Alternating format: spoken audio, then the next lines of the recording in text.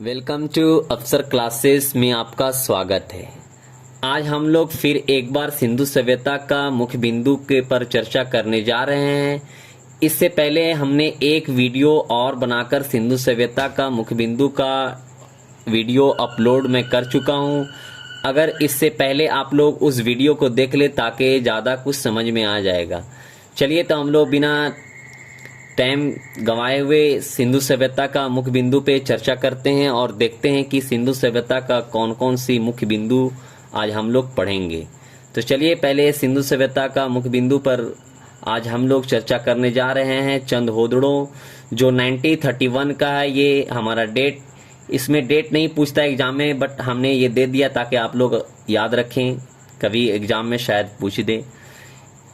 चंद होदड़ों का इसकी खुदाई सन 1931 ईस्वी में गोपाल मजमूदार ने की। चंद होदड़ों का जो है खुदाई किसने की, तो गोपाल मजमूदार ने की। ये अब ध्यान में रखेंगे कि किसने की, कब की, तो 1931 ईस्वी में, ये ध्यान देंगे।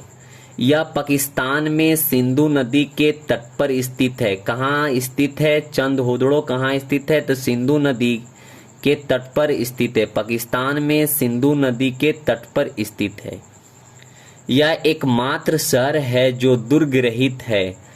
मतलब हमारा सिंधु सभ्यता में एकमात्र शहर था जो दुर्ग रहित था। वो चंद होदड़ो जो था हमारा एकमात्र शहर था सिंधु सभ्यता का जो दुर्ग रहित था। यह एक औद्योगिक शहर भी है। यह एक औद्योगिक शहर है। ये आप भी ध्यान में रखेंगे कि पूछेगा कि सिंधु सभ्यता का औद्योगिक शहर किसे कहते हैं, तो चंद होदड़ों को आप ध्यान में रखेंगे कि औद्योगिक शहर कहते हैं। अब यहाँ पे देखेंगे कुछ निम्नलिखित वस्तुएं मिली है जो चंद होदड़ों से, तो उसको देख लेते हैं कौन कौन सी वस्तुएं मिली है। यही देखेंगे मेकअप का सामग्री, लिपस्टिक, मनका, शीशा, गुड़िया, सुई और अलंकृत ईंट, बिल्ली का पीछा करता हुआ कुत्ता। क्या मिला है, बिल्ली का पीछा करता हुआ कुत्ता। जितना भी एक नोट आप ध्यान में रखेंगे, ये नोट ध्यान में रखेंगे, चंद होदड़ों का ये खासियत है ये प्रश्न का, कि जितना भी लड़की का मेकअप का सामान है सारा चंद होदड़ों से मिला है। सिर्फ चूड़ी को आप छोड़कर और तेल को छोड़कर जितना भी मेकअप का सामान आता है वो हमारा सब चंद होदड़ों में मिलेगा। तो ये आप नोट रखेंगे। और इसमें जो निम्नलिखित वस्तुओं में है, ये आप जो बिल्ली का पीछा करता हुआ कुत्ता का जो है हमारा निशान, ये हमारा प्रश्न में एग्जाम में पूछता है।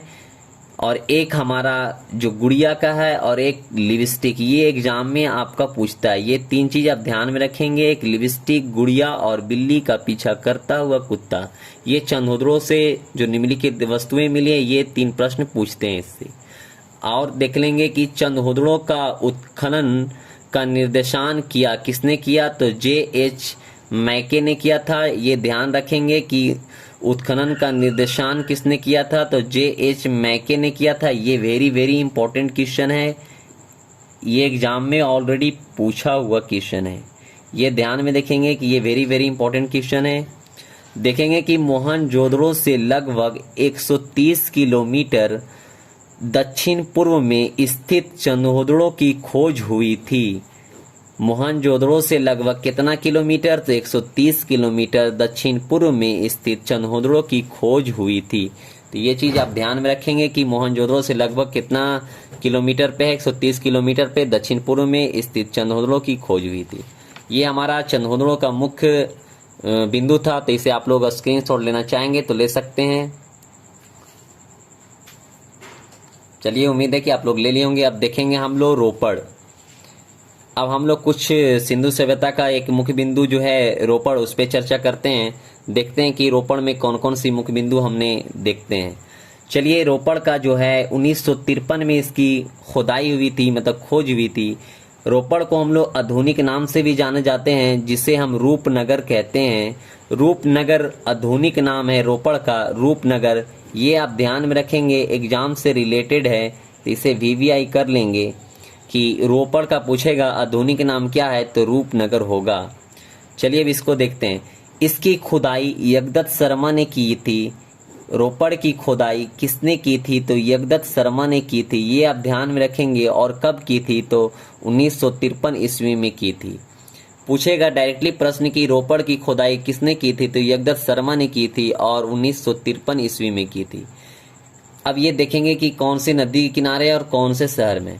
ये देखेंगे कि यह पंजाब के सतलज नदी के बाएं तट पे स्थित है। ये देखेंगे रोपड़ कहाँ है? तो स्टेट पंजाब में है। कौन सी नदी है? तो सतलज नदी के बाएं तट पे स्थित है क्या? रोपड़। तो ये भी एग्जाम से रिलेटेड क्वेश्चन है कि कौन से रोपड़ पूछेगा, कौन से स्टेट में है? तो पंजाब में है। कौन से नदी किनारे है? तो सतलज नदी के बाएं तट पे स्थित है। अब देखेंगे ये हमारा रोपड़ का मुख्य बिंदु था और रोपड़ से कुछ और मुख्य बिंदु है। तो देखेंगे कि रोपड़ से और क्या मुख्य बिंदु है। देखेंगे रोपड़ से हमारा जो है यहाँ मानव के साथ साथ उसके पालतू जानवर का भी शव मिला है। रोपड़ में हमें मानव के साथ जो मनुष्य मिले थे उसके साथ पालतू जानवरों को का भी शव मिला था। जैसे आदमी मानव जब आदमी मिला था, मृत्यु जो डेड बॉडी मिला था उसके साथ उनके पालतू जानवरों का भी शव मिला था। नोट एक चीज आप ध्यान में रखेंगे, ऐसे ही शव नवपाषाण काल में जम्मू कश्मीर के बुर्ज होम में मिला था। ये ध्यान में रखेंगे कि ये क्वेश्चन वेरी वेरी इंपॉर्टेंट है कि ऐसे ही शव नवपाषाण काल में जम्मू कश्मीर के बुर्ज होम में मिला था। ये प्रश्न पूछ सकता है कि रोपड़ में जो था मानव के साथ साथ उसके पालतू जानवर का भी शव मिला था। तो ऐसे ही शव कौन से काल में मिला था? जो बुर्ज होम में मिला था तो वहां पे नवपाषाण काल भी ऑप्शन रह सकता है। तो यहाँ पे देख लेंगे, ये आप लोग नोट में ध्यान रखेंगे। देख लेंगे कि रोपड़ से हमारा कुछ जो मुख्य साक्ष्य प्राप्त हुए हैं, देखते हैं वो क्या है। मुख्य साक्ष्य प्राप्त देखेंगे, हमें रोपड़ में सेलखड़ी की मोहर मिली थी और चाट के बटखारे मिले थे। तांबे के बनार्ग तथा कुल्हाड़ी मिले थे और मृद भांड मिले थे और छुरा मिला था। मनुष्य के साथ पालतू कुत्ते के दफनाए जाने का काम भी हो रहा था। कहाँ? रोपड़ में। मनुष्य के साथ जब आदमी मरता है तो उसके साथ दफनाया जा रहा था, पालतू कुत्ते भी उनके मालिक के साथ में। तो ये रोपड़ में मिला था। तो ये कुछ मुख्य बिंदु है। ये एग्जाम में पूछता है कि मनुष्य के साथ पालतू कुत्ते दफनाए जा रहे थे। तो सिंधु सभ्यता के कौन से मुख्य बिंदु पे? तो रोपड़ पे आप ध्यान में रखेंगे। तो ये VBI है, ये आप ध्यान में रखेंगे। अब चलिए हम आगे देखते हैं कि सिंधु सभ्यता का मुख्य बिंदु और क्या है। ये बनवाली है। बनवाली में देखते हैं कि हमें कौन कौन सी मुख्य बिंदु है। बनवाली, इसकी खुदाई रविंद्र सिंह ने की थी। बनवाली की खुदाई किसने की थी? तो रविंद्र सिंह ने की थी। ये आप ध्यान में रखेंगे कि बनवाली की खुदाई किसने की थी? तो रविंद्र सिंह ने की थी। इसका डेट हम नहीं लिखना जरूरी समझे, ताकि ये एग्जाम में इन सब का डेट नहीं पूछता है। ये सिर्फ पूछेगा कि इसकी खुदाई किसने की थी? तो रविंद्र सिंह ने की थी। ये कौन से स्टेट में है? ये देखेंगे, यह हरियाणा में स्थित है। जिला अगर में पूछा जाए आपसे तो फतेहाबाद में स्थित है। बनवाली कौन से जिला में स्थित है हरियाणा का? तो फतेहाबाद में स्थित है। ये ध्यान में रखेंगे। हरियाणा, या आप में ध्यान में रखेंगे कि हरियाणा, बनवाली हरियाणा में आपको स्थित है। इसके समीप रंगोई नदी है। कौन सी नदी है? तो रंगोई नदी है। ये आप ध्यान में रखेंगे। ये वेरी वेरी इंपॉर्टेंट क्वेश्चन है। नदी से आपको और खुदाई, ये आप दो चीज हमें हमेशा ध्यान में रखेंगे। एग्जाम से रिलेटेड प्रश्न है। अब यहाँ देखेंगे कि यहाँ जल निकासी की व्यवस्था नहीं थी, जिसके कारण घरों में सोख्ता मिला है, जिसे हम लोग पनसोखा के भी नाम से जानते हैं। गांव देहात में लोग पनसोखा भी बोलते हैं। तो वही ये बोल रहा है कि बनवाली में जो था हमारा जो जल निकासी का जो व्यवस्था था वो उस समय नहीं था कि पानी किधर इधर उधर ना बहे। इसके लिए वहाँ बनवाली में उस समय पनसोखा बनाया जाता था। घरों में सोख्ता मिला था। वहाँ से मिला है कि घरों में सोख्ता मिला है, जो आजकल हम लोग बोलते हैं गांव देहात की भाषा में पनसोखा। अब ये देखेंगे कि यहाँ की सड़कें टेढ़ी मेढ़ी थी। कैसी थी? यहाँ की सड़कें टेढ़ी मेढ़ी थी। ये पूछ सकता है प्रश्न कि सिंधु सभ्यता के कौन से स्थल पे सड़कें टेढ़ी मेढ़ी मिलती थी? तो बनवाली में सड़कें टेढ़ी मेढ़ी मिलती थी। ये ध्यान रखेंगे। और चलिए देखते हैं, इसे स्क्रीनशॉट लेना चाहेंगे तो आप ले सकते हैं। ये भी देख सकते हैं, स्क्रीनशॉट ले सकते हैं। अब देखेंगे कुछ हमारा बनवाली से भी कुछ प्राप्त सच मिले हैं, तो देखते हैं क्या क्या मिला है। देखेंगे प्राप्त सच जो हमें बनवाली से मिली है वो है पहला, लार्ज वर्द तथा कार्नेलियन के मन के हल की आकृति के खिलौने। ये ध्यान में रखेंगे, हल की आकृति की खिलौने पूछ सकते हैं। तांबे का बनार्ग, ये हमें हमेशा याद रखेंगे कि तांबे का बनार्ग कहाँ मिला था, तो ये हमारा मिला था, ये ध्यान में रखेंगे कि बनवाली में मिला था। अब ये देखेंगे मोहर एवं बटखरे, ये वेरी वेरी इंपॉर्टेंट है, ये ध्यान में रखेंगे कि मोहर एवं बटखरे भी मिले थे बनवाली में। अब देखेंगे ये भी एक मुख्य बिंदु है सिंधु सभ्यता का, जिसे हम कालीबंगा के नाम से जानते हैं। कालीबंगा का एक है काले रंग की चूड़ियाँ, कालीबंगा को हम काले रंग की चूड़ियाँ के भी नाम से जानते हैं। अब ये देखेंगे कि हमें कालीबंगा, हमें ये इस कालीबंगा में हमें कौन कौन सी मुख्य बिंदु है उस पर हम बात करते हैं। यहाँ से अलंकृत ईंट एवं चूड़ी जोता हुआ खेत, हल एवं हवन कुंड मिले हैं।